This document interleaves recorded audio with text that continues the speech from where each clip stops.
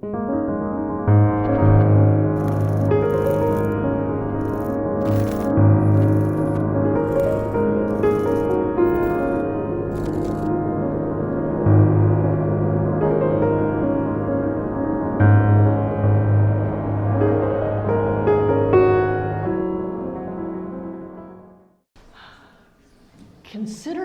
the following thought experiment.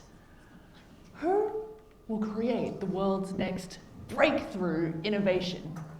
You know, the next iPhone or cancer vaccine. We're going to list 4 locations, and we want you to raise your hand every time you hear a likely candidate. 1, Silicon Valley.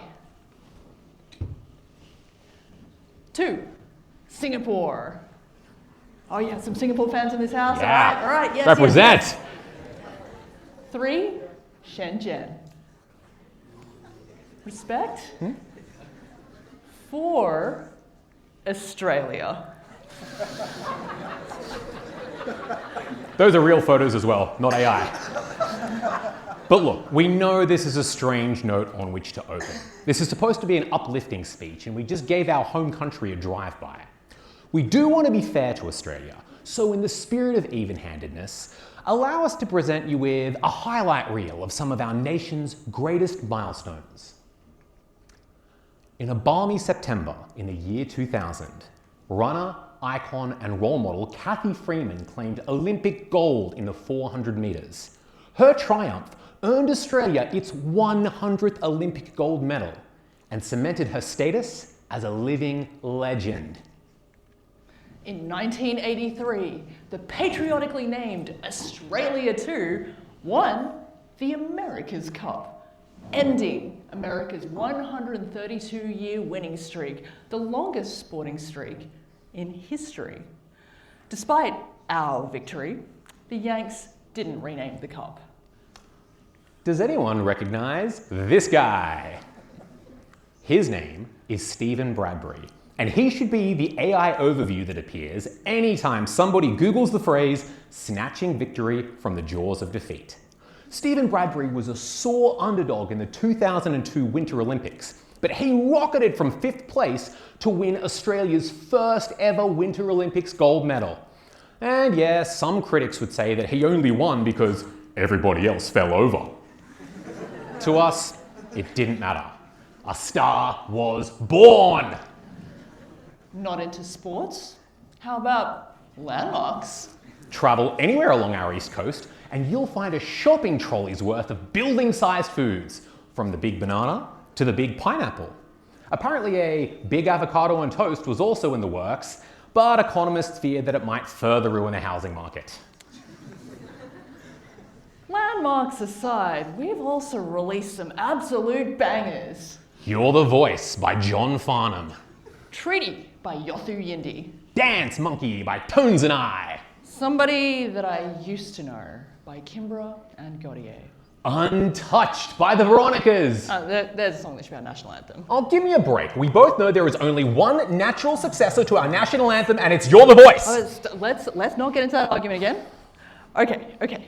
Our point here is that Australia outclasses other countries in a range of pursuits. And unfortunately, we just didn't do that well in that quiz at the start of this TED Talk, did we? To quote Love Actually, we may be a small nation, but we are a great one. But if you ask the average resident to list the things at which Australia excels, they'll probably tell you Olympic sports or property prices. But why not innovation? What of those leaps and bounds that propel our civilization forward? Wi-Fi technology. Huh? What about some of the other innovators from around the world? Oh no, you're absolutely right. Of course. Wi-Fi technology is one of them.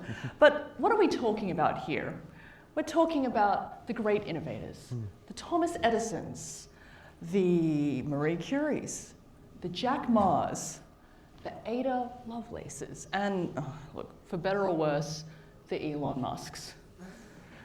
Such bold thinkers and captains of industry are conspicuously absent from our nation's narrative. And this is important because the stories we tell ourselves about ourselves matter. So what's the deal? Did innovation simply skip our nation's DNA? Well, to answer that question, we'd like to present you with a different kind of highlight reel. The bionic ear, permaculture, Google Maps, probably how a lot of you got here tonight. The wine cask, the esky, the Ugg boot, the Hills Hoist clothesline, Polymer banknotes, electric drills, medical, penicillin, Vegemite, which, okay, it's no soy sauce, but I've absolutely come to love it. This country has always been a land of innovation, and we mean always. Thousands of years before Da Vinci ever conceived of the flying machine, First Nations Australians invented the returning boomerang, arguably the first heavier-than-air flying apparatus in human history. And since colonisation, we have welcomed some of the brightest ideas and sharpest minds from across the globe. Exhibit A, right here. Exhibit B, right here in this auditorium. When it comes to our country's greatest accomplishments, hustle and innovation belong on the leaderboard alongside coffee and the Matildas. In fact, remember those sporting achievements we led with? Well, they were all made possible by Australian ingenuity. So Kathy Freeman's 400-metre win. In that race, she wore this aerodynamic outfit that went on to inspire the skin suit, an Aussie-crafted fabric that simulates gravity for astronauts. Australia 2's yachting victory was made possible by its innovative winged keel, developed by a primary school educated prodigy and inspired by how a seagull cuts through the air in flight. And Stephen Bradbury? Every speed skater fell over except for him. If that's not the result of some cutting-edge, Aussie-made speed skate invention, we don't know what it is. We are a nation of makers, thinkers, hustlers, and innovators. You deserve to know it, and we've got the track record to prove it. So, what does this mean for you? What can you take away from our nation's unsung hustlers? Well, before we go any further, we should pause for a moment and give you a bit of context. The reason that we're speaking to you tonight is because, as Mahika mentioned, late last year we published a book called Riding the Unicorn, the Startup Guide You'll Want to Read. When we were researching this book, we spoke to 20 of Australia and New Zealand's top business founders and CEOs. Now, these leaders represented a broad church of different industries. From biotech to legal tech, from AI to pet care, their ventures were as diverse as they were impactful. But for their myriad differences, they all shared some homegrown qualities. And while we can't fit them all into a 15-minute TED Talk, there are two traits that they all had in common. And yes, in case you're wondering, we're going to show you how you can have them too. Trait number one, they're problem solvers in chief. Has anyone here ever seen that meme that reads, being an adult is pretty much saying, but after the next few weeks, things should calm down again, over and over until you die? Being a business founder is this, on steroids. As an entrepreneur, you will always face more problems than you have hours in the day. Every single successful founder we interviewed recognized this fact. What's more, the silver bullet to their success wasn't their work ethic or their vision. It was their capacity to triage problems. The term we coined for this is the pyramid of priorities. And for a founder to build their pyramid, they need to sort their problems into 3 piles. Pile 1. Which problems will ruin our business on the first day or at the latest within the next week? Pile 2. Which problems could ruin our business in the next 6 months? And pile 3. Which problems might potentially cause an issue at some vague point in the future? Sounds pretty simple, right? In truth, most of the struggling founders we spoke to failed at this exercise. Why? Because they fell victim to the specialist trap. And I'll front up and be honest now. I am absolutely guilty of the specialist trap. So, for over a decade, I was a law lecturer. That means between the legal ethics dilemmas and Legally Blonde reruns, I have a tendency to over-prioritize legal problems. The result? If I don't quash my inner Elle Woods, I'm going to miss a more urgent problem. So, while the Series B shareholder agreement might feel very important to me, it's definitely not as important as raising revenue and keeping us in business past launch day, the first 6 months, hell, the first year. Tray 2. They're endless novices. When I was growing up, I read a lot of Batman comics and something... Actually, who am I kidding? I still read a lot of Batman comics. Anyway, when you're a fan of The Dark Knight, there's a certain argument that you'll hear from some brainless critics. And the argument goes as follows. Why is Batman vs Superman even a debate? Batman's just a normal human, so Superman could just throw him into the sun in 2 seconds. Any real Batman fan knows the foolproof 2-word rebuke for this critique. Prep time! Glad we got some Batman fans in the crowd. With enough prep time, Batman can beat anyone, including Superman. See, what those Superman die-hard fanboy losers need to understand is that... I'm sorry, guys. I'm sorry. Look, I think what Thomas is trying to say is that no one can be a hero at every task. In fact, sometimes the ability to prepare for the unknown is more potent than any superpower. So, as a business founder, you're going to need to be a leader, an accountant, marketing and sales, human resources, a counselor, software engineer, builder. The roster of roles is almost endless. And there's no way that anyone, even Batman, can be an expert in every field. But if you can learn to give yourself a crash course in required careers as they emerge, you'll become the endless novice. This week, you might need to be an app designer. Next week, a financial analyst. The week after that, who even knows?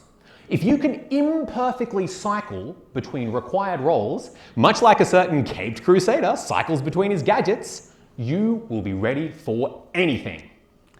The aim here? Solve it, then ship it. Turn any new skill set into a replicable solution and then delegate it away to a team member or to an AI agent or process. In this way, you'll be freed up for your next endless novice career. Okay. At this point, it does behoove us to take another beat and acknowledge some awkward truths. Despite all of our evangelizing about Australia, we do give our entrepreneurs some pretty hefty roadblocks in this country. For starters, we simply don't have the domestic market of other developed economies. According to the Australian Bureau of Statistics, Australia's population sat at around 27.7 million people as of September 2025.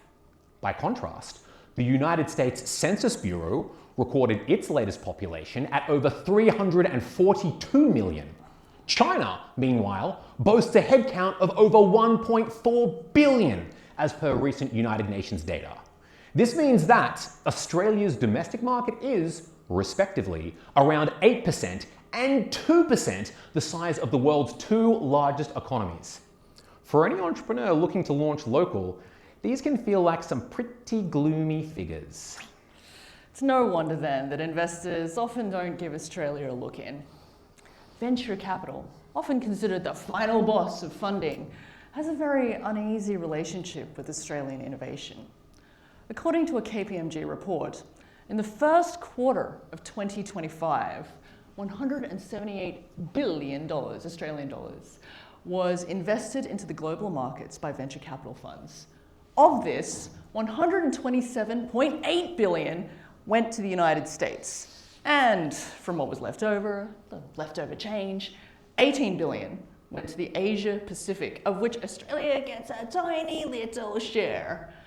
So while the big players are gorging themselves on a financial funding buffet, we're kind of left squashed down, left to fend for ourselves like lost children in the wild. If these stats have left you feeling a little bit grim, let me ask you something. Did the big pineapple build itself? Did Stephen Bradbury buy his Olympic gold medal off eBay?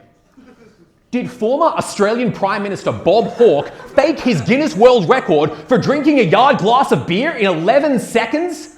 No, no, and keep dreaming. We are a nation of doers, not quitters, and that's doubtless why, despite these many hurdles, we massively outperform on the global startup scene.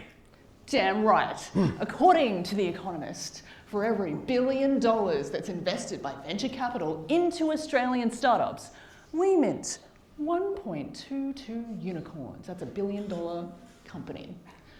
And that's almost double the rate of the US. It's also the highest ratio of any nation on Earth. So, you know how I said we're kind of like lost children left to forage for ourselves in the wild? I prefer to think of us like warrior children of a mythological Sparta. That's the Sparta kick. It's a Sparta kick. It's very important. See, the thing is, like Sparta, everything in Australia is trying to kill us. Snakes, spiders, sharks, crocodiles, hell, even the climate these days.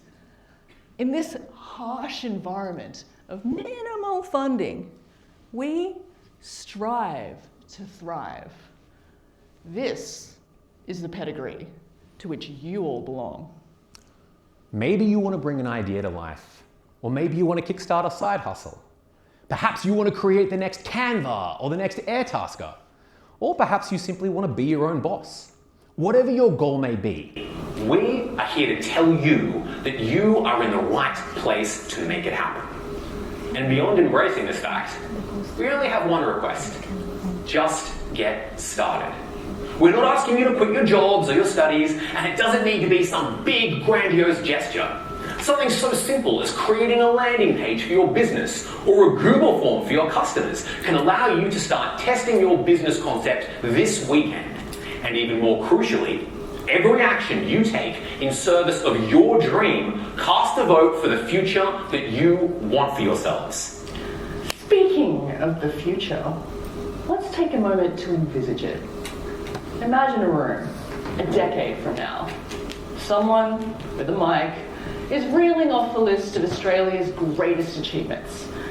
And between the sporting medals and untouched by Veronica's, You're the voice! we hope they also include Australia's stories of hustle and innovation.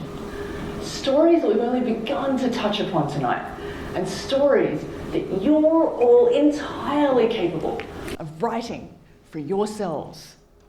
And this is important because the stories that we tell ourselves about ourselves matter. Before we leave you tonight, we'd like you to cast your minds back to that thought experiment that we press-ganged all of you into completing. In light of everything that we've shared, let me ask you, is Australia the next Silicon Valley? The next Shenzhen? The next Singapore? We'd argue, no. We don't need to be the next anywhere. We're the first Australia, and that's better than anything. In fact, remember how I mentioned cancer vaccines at the start of this TED Talk? Well, in case you didn't know, Australia is on track to eliminate cervical cancer in this country because of a vaccine, a cancer vaccine, invented right here. What? Like it's hard? So just get started. Tomorrow, tonight, take your future in your hands. And together, we can write the next chapter of our nation's story. And now to say something that we've wanted to say for the last 20 years, thanks for coming to our TED Talk!